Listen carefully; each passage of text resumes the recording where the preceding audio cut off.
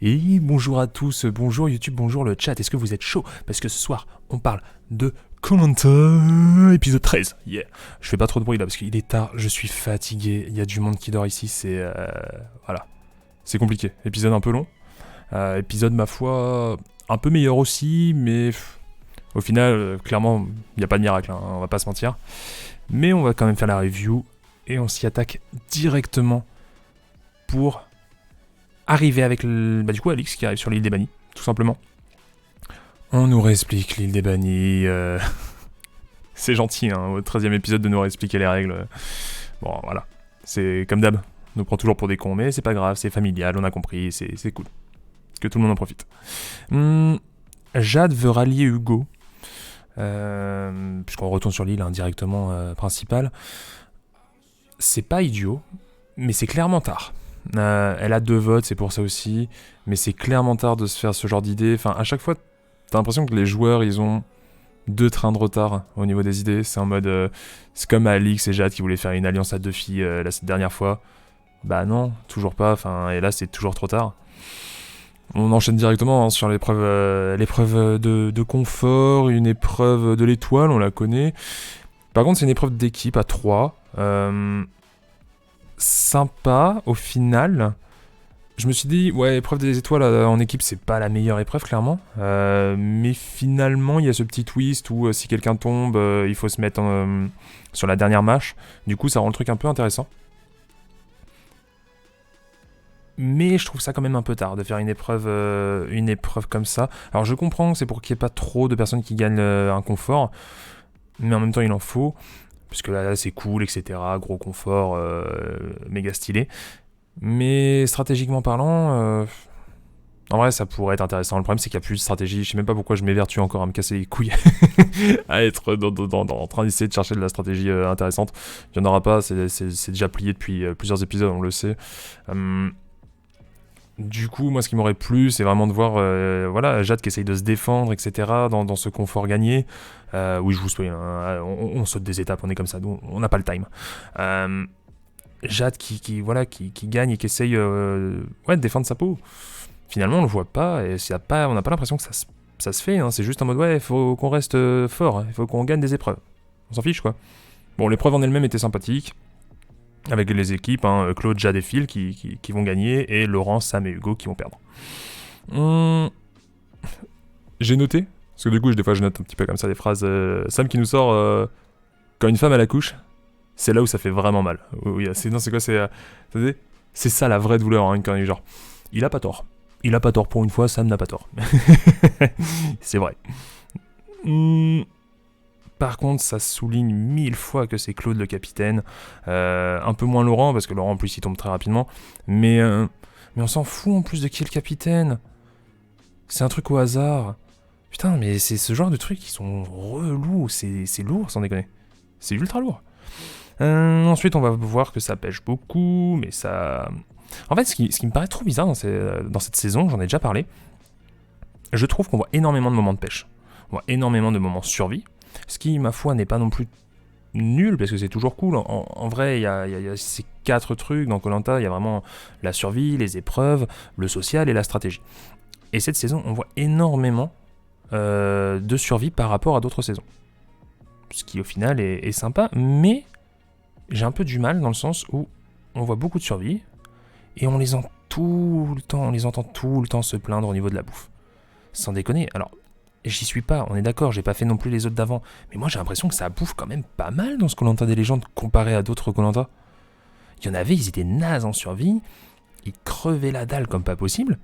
Et là au final, je sais pas, j'ai vraiment l'impression qu'on parle que de ça, on parle que de bouffe tout le temps, c'est fatigant. Dans les conforts, c'est oh putain qu'est-ce qu'on a bien bouffé. Et sur l'île, c'est oh putain qu'est-ce qu'on bouffe pas. Et... je sais pas, au bout d'un moment, on a compris, quoi. Ouais, Koh-Lanta, c'est dur, ok, on a compris. Mais... et en plus, on souligne vraiment ce côté dur de Koh-Lanta, la légende, etc. Mais comme je vous dis, on n'a jamais vu autant de pêche. Moi, les autres saisons où ça a autant pêché, je me rappelle la nouvelle édition, ça pêchait à mort avec Martin, je crois. Et puis voilà, il y a peut-être 2-3 saisons où ça pêchait pas mal, mais là, vraiment, les mecs, ils ont 2 poissons par personne. Alors, je dis pas que moi, avec 2 poissons, je serais calé, hein, qu'on soit bien d'accord. Mais vous vous souvenez de beaucoup de koh-lanta où vous avez 2 poissons par personne? Moi, je me souviens, les 4 terres. Les 4 terres, les mecs, ça faisait 12 jours, ils avaient même pas de feu. Là, ça devait crever la dalle. Je sais pas. J'ai l'impression que... Il y a une sorte de paradoxe. Je comprends pas trop. Bon, bah, il y a aussi... Oh putain, il y a aussi ça. Ils arrivent dans le confort. Et il y a Claude qui se regarde dans le miroir. Non mais arrêtez, foutez pas de votre gueule. Il s'est regardé dans le miroir il y a 3 jours, on est d'accord. Je me souviens plus exactement à mort du confort de la dernière fois, mais ce genre de moment et tout, c'est vraiment nous prendre pour des cons. Bon, on a le moment confort Ushuaïa, c'est bien, on voit du monde, c'est toujours... voilà, c'est ce que je vous dis. C'est aussi un peu un truc de koh-lanta, de montrer, de faire voyager à travers l'émission. Pourquoi pas, c'est sympa. Hein, y a des moments mignons avec Phil. On les voit en train de manger dehors. Ça me faisait marrer en vrai. Les mecs, ils sont en train de bouffer dehors. Super repas, y a pas de souci. Super déco. Mais tu sens que ils ont voulu les mettre dehors, quoi qu'il arrive pour la déco. Il y a un de ces vents, ça a l'air d'être méga casse-couille de bouffer. Les mecs, ils sont... Il y a force 8, hein, les gars. Alors, rentrez à l'intérieur. Encore une fois, ouais, je renote, hein, le confort est mignon, c'est sympathique, mais il y a 0 conversation stratégique. Alors, entre Claude et Phil, je peux comprendre, mais Jade, qui essaye pas de chercher peut-être un Claude, de lui dire « Hey Claude, je suis quand même sympa et tout, puis je suis un peu fatigué, moi je vais jamais gagner quoi que ce soit après. Garde-moi. » Ou alors Phil, putain, je suis quand même une meuf sympa aussi, garde-moi, tu vois, il y a... C'est chiant, non?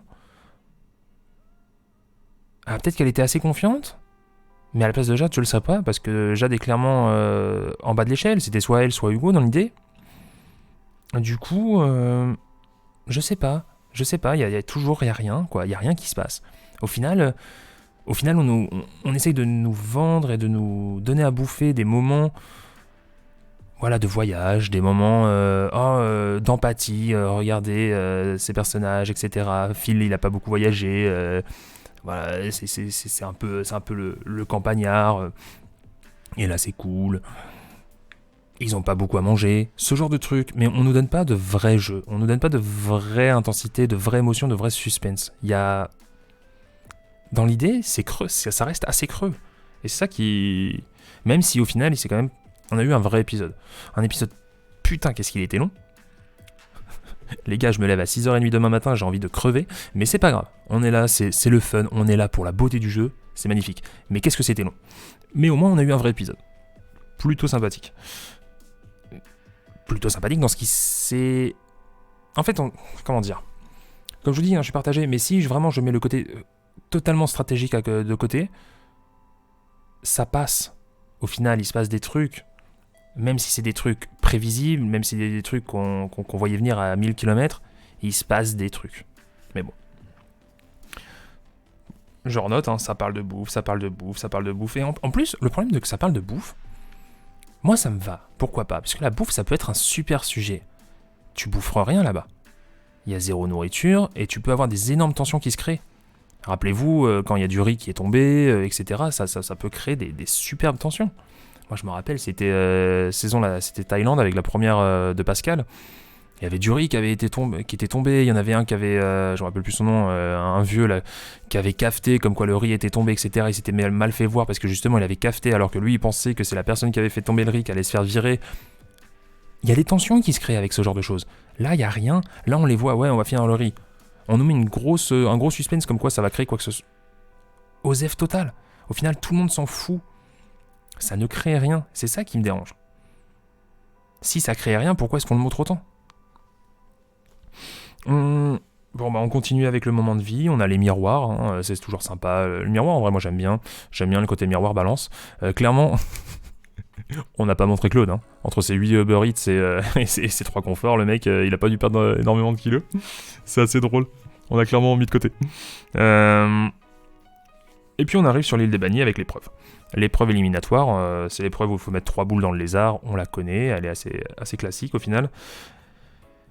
Ce que, à ce moment-là, je me suis dit dans cet épisode, je trouvais ça assez triste. On est sur une saison des 20 ans, et en fait, Survivor l'a déjà fait. Je vais pas revenir énormément sur Survivor, mais juste un petit historique des épreuves, ça pourrait être sympa.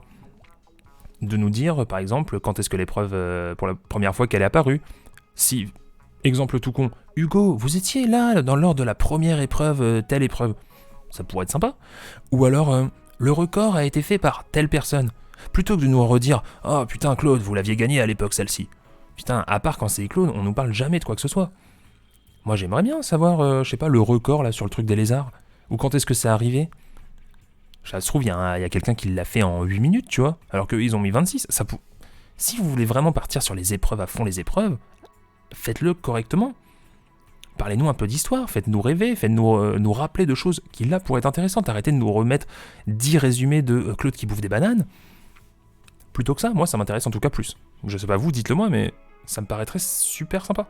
Et là, ça continuerait à créer un mythe, à créer une légende, à créer une histoire. Alix va gagner cette épreuve. Et du coup, il reste encore une épreuve avant l'orientation. Puisqu'elle rentre pas directement, puis même il reste trop de monde, mais ça c'était prévu.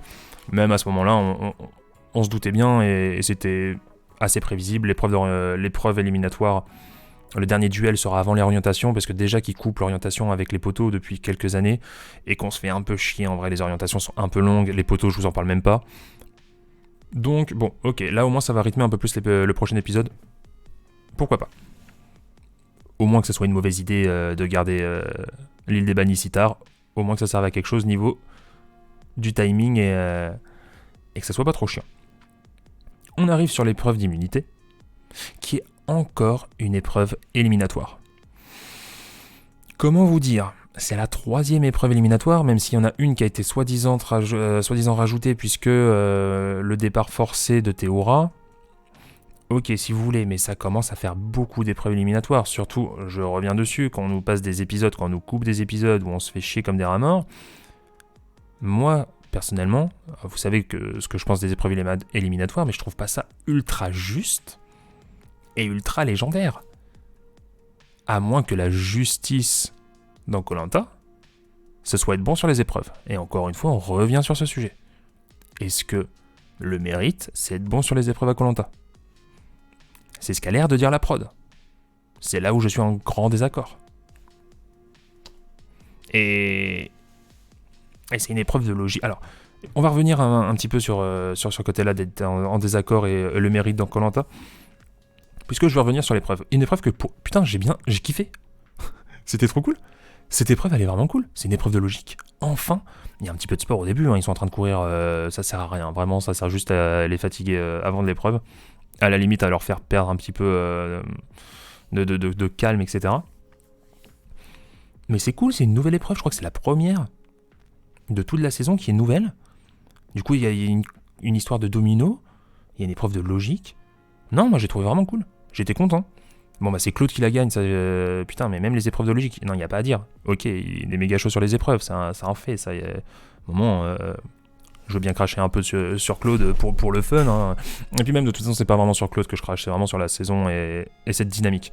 J'ai rien contre Claude, hein, spécialement. Bon, il est ce qu'il est. Après, voilà, comme je vous ai dit, il y a des commentaires qui traînent sur Internet d'autres candidats. J'en ferai pas un grand débat aujourd'hui. Mais n'empêche que, ok, il est chaud. Il repart encore en finale, une 4e fois. Bon, bah, ça va se rebranler là-dessus, mais ça, c'est un fait, on s'y attendait.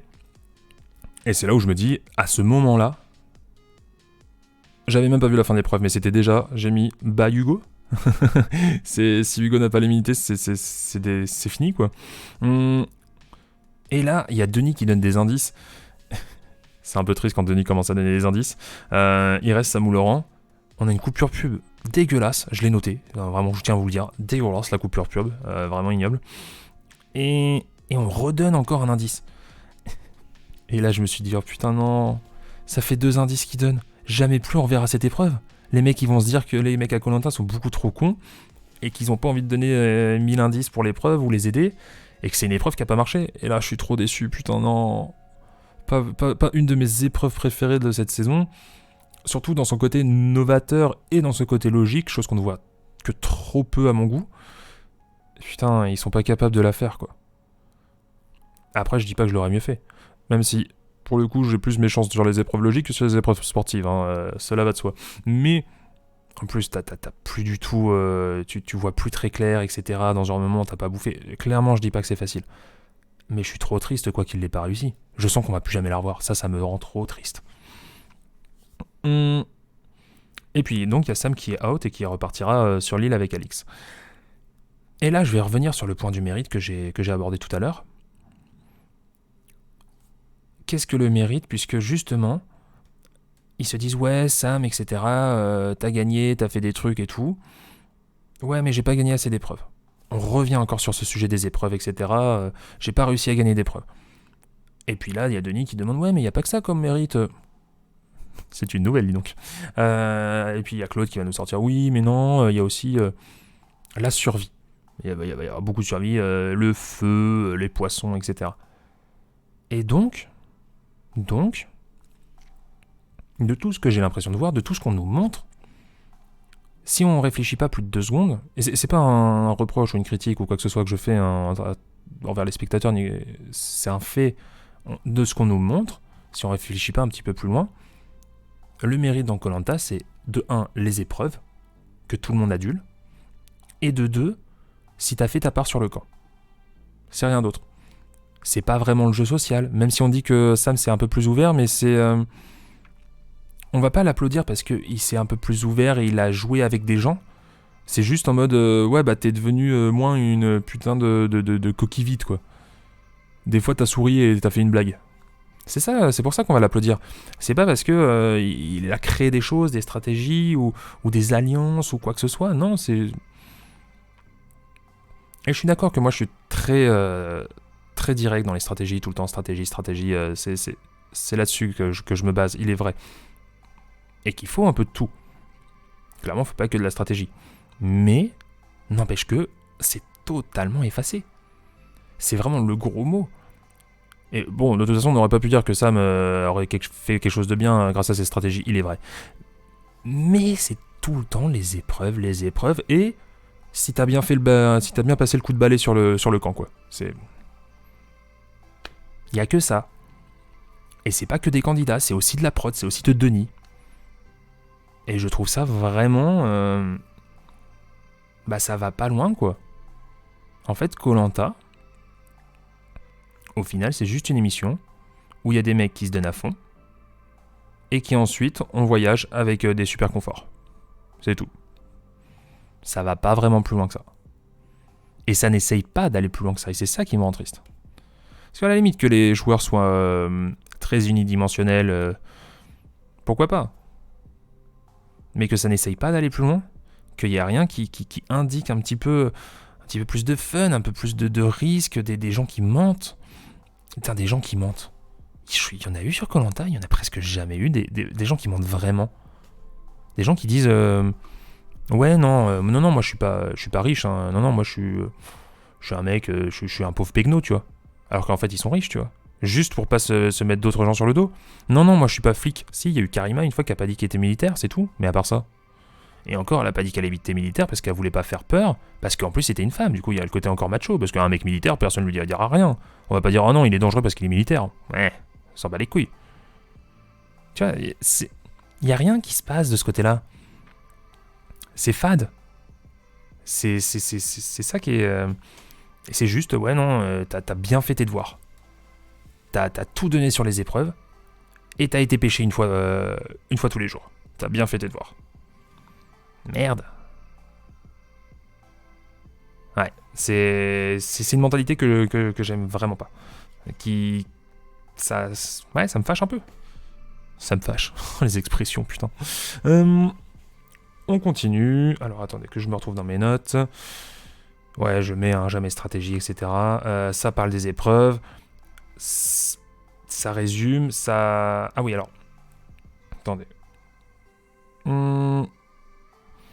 Ça parle des épreuves, ça parle des résumés, et ça parle pas du vote. Ouais, au niveau de qu'est-ce qui s'est passé, combien d'épreuves t'as gagné, etc. Claude en a gagné 22, gna gna gna.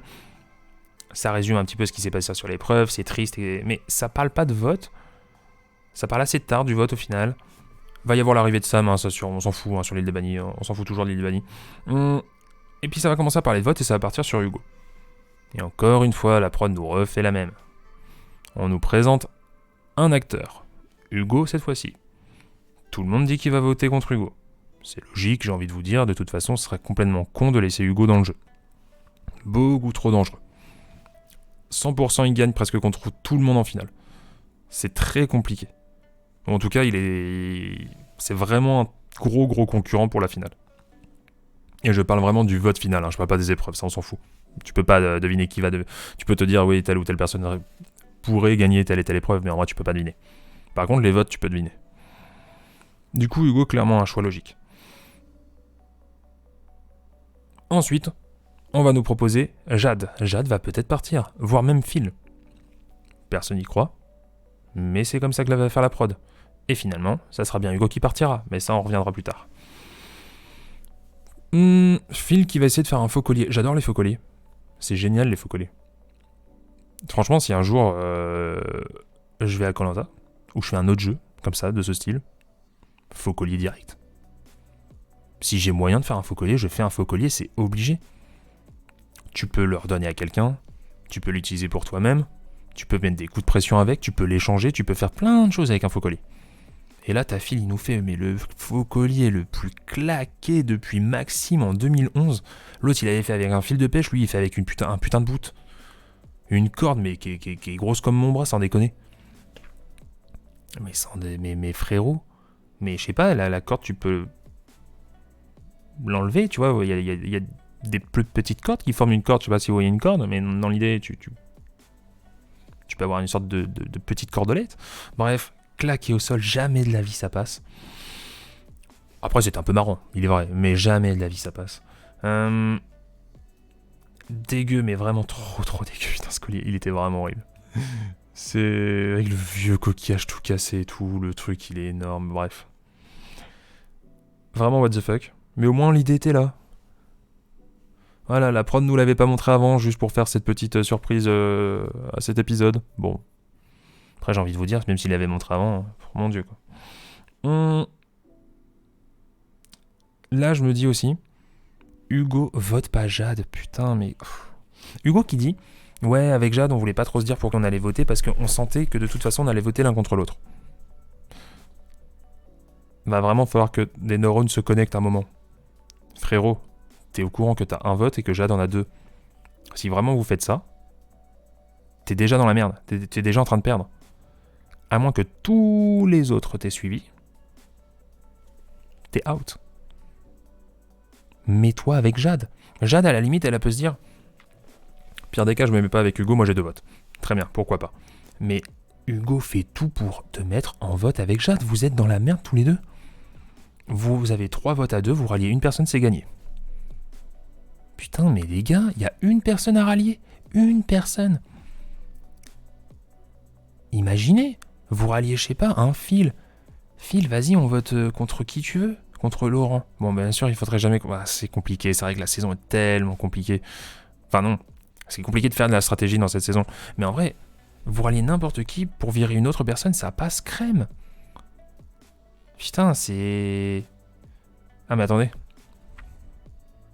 Eh non, je dis des conneries. En vrai, ils peuvent même sortir une égalité. Ils peuvent même faire une égalité. Et en plus, si les autres divisent leur vote... Putain, mais oh non. Oh, je viens de réfléchir à une meilleure tactique que... Oh non. Je vous explique. C'est très simple. Hugo et Jade votent à 3 ensemble contre quelqu'un. On va dire Phil. Laurent et Claude votent contre Jade ou Hugo. Et Phil vote contre Jade. Un truc du genre. Ils divisent les votes au cas où il y a un collier. Et puis, ils pensent que Jade et Hugo votent plus ou moins l'un contre l'autre. Bah c'est GG. Il y a Phil qui sort. Là, si les votes étaient restés comme ils étaient restés, c'est-à-dire Claude qui vote contre Jade, et Phil et Laurent qui votent contre Hugo, si Hugo et Jade s'étaient mis ensemble, ils avaient gagné, ils passaient tous les deux. On en est là. Il n'y a personne qui réfléchit, putain, c'est d'une tristesse. C'est pour ça que je fais aussi les réactions à chaud, du coup j'ai pas non plus le temps de réfléchir énormément. C'est pour ça aussi des fois que je suis un peu vulgaire. Mais en vrai, vous y pensez 2 secondes, voilà, c'est bon, c'est fini. L'épisode vient de se finir il y a moins de 30 minutes. je viens d'y réfléchir à peu près 3 minutes là avec vous, et je suis même pas dans la merde, je suis même pas stressé, je suis même pas... Voilà. Je suis pas censé passer ma vie à ça, vous voyez, pas comme eux. Et j'ai trouvé une solution. C'est compliqué. C'est ultra compliqué. Bon, faux suspense, hein, bien sûr. Comme quoi Hugo va pas être out, ça va peut-être être Jade, mais ça je vous l'ai déjà expliqué. Hein.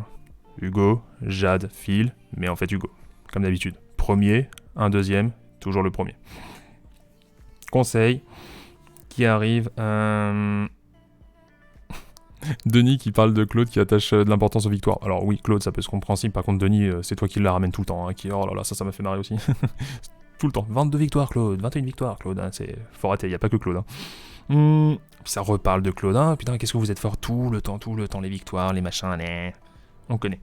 Laurent m'a fait aussi rire hein, quand il dit qu'il a été plus en danger dans cette saison, car il a eu plus de votes. Je pense qu'il n'a jamais été en danger de la saison, mais vraiment... Je pense que Laurent n'a jamais été en danger de toutes ces saisons. Peut-être la première, à la limite. Mais c'est tout. Sinon, il n'a jamais été en danger. Beaucoup trop sociable et beaucoup trop avec des mauvais joueurs stratégiques en face. Jamais eu aucun souci, mais bon, ça m'a fait rire. Grand moment ensuite de vie et de confession avec les candidats. Hein, ça sent la fin. Pourquoi pas. Phil qui ressort du coup son collier, jamais ça passe.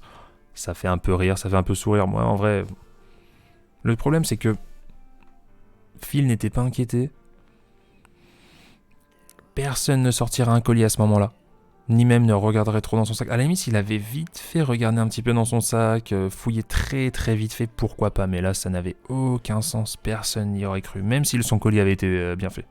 Vraiment, jamais de la vie, je pense que ça passe. Et là, on va voir que Claude vote contre Jade. Et donc, rien qu'avant de voir les votes, j'ai déjà mis « veut gagner le jury » ou quoi.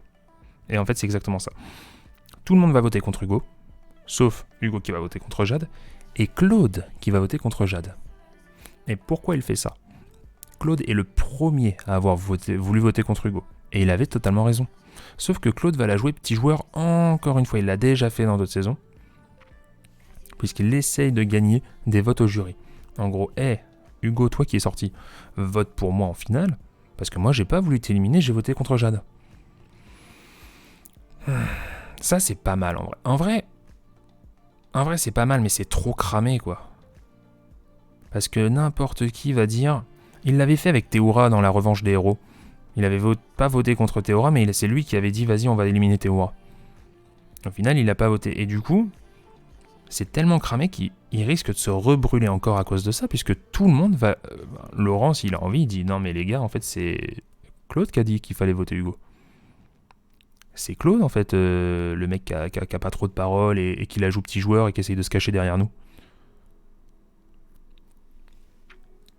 En vrai, ça peut passer, mais le problème, c'est que là, il est trop cramé. Si quelqu'un veut le dénoncer, c'est cramé de chez Cramax. Et il va se mettre, du coup, des gens sur le dos, encore une fois. Il apprend pas. Mais pourtant, ça reste lui qui joue plus ou moins le mieux.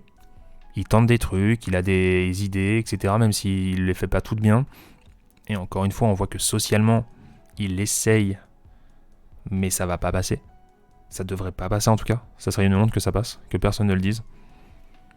Mais il tente. Mais socialement, c'est vraiment pas assez bon. Mais bon. Peut-être que ça va quand même lui permettre de gagner, hein, puisque là on a une finale, du coup il nous manque juste le dernier participant, ça sera soit Hugo, soit Alix, soit Sam. On verra. Je pense qu'on pourrait faire peut-être rapidement, là, si vous êtes encore là sur la vidéo déjà, merci. Ça fait plaisir. Et on pourrait peut-être faire rapidement les personnes... le problème c'est que j'ai pas tous les finalistes. Les personnes que je pense qui ont le plus de chances de gagner. Claude contre Laurent en finale. Je pense que Claude gagne, sauf s'il se fait cramer avec cette histoire. Franchement, je pense que là, ce qu'il vient de faire en votant Jade, ça pourrait lui coûter sa victoire. Claude, je pense, contre Phil, il gagne aussi. Et contre Jade, il gagne aussi. Claude, a priori, il gagne contre tout le monde. Laurent, pas sûr à 100%, mais je pense que pour l'instant, il gagne contre tout le monde. Sauf vraiment s'il se reprend un énorme coup à cause de cette putasserie qui vient de nous sortir. Ensuite, le deuxième personne qui a le plus de chances de gagner, je pense, c'est Laurent. Je pense que Laurent gagne aussi contre Phil et Jade. Et entre Jade et Phil, je pense Jade a ses chances. Parce qu'elle a quand même probablement les filles qui vont être avec elle. Même si on n'a pas vu le jury final depuis... On les a jamais vus en fait. Du coup, j'ai un peu oublié qui était dedans. Mais je pense que Jade a ses chances. Ça reste un peu 50-50 avec Phil peut-être. Ouais, peut-être 60-40. Jade Phil. Et sinon, dans les rescapés, dans les bannis, Hugo, je pense qu'il bat tout le monde. Ouais, Hugo, je pense qu'il bat clairement tout le monde. Sam, il est plus ou moins au niveau de Phil et Jade, je dirais. Peut-être un peu plus que... Ouais, il est plus haut que Phil et Jade. Il est en dessous Laurent.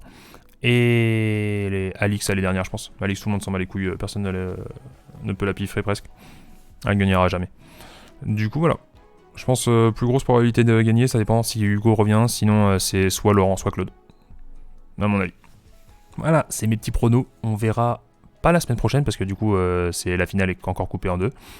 Mais on espère que la semaine prochaine, ça soit assez drôle. Au moins, ce qui est bien, c'est que j'aurai pas à me préoccuper de la stratégie, puisque c'est que des épreuves. On espère que ça sera fun, on espère qu'on va s'amuser. C'est la seule chose que je souhaite pour cette fin de saison. Et puis, voilà. Merci d'avoir été là ce soir, peut-être demain, peut-être dans la semaine. Merci à tous. Ça fait plaisir. Je vous fais des gros bisous. Et je vais aller me coucher. Allez, tchuss.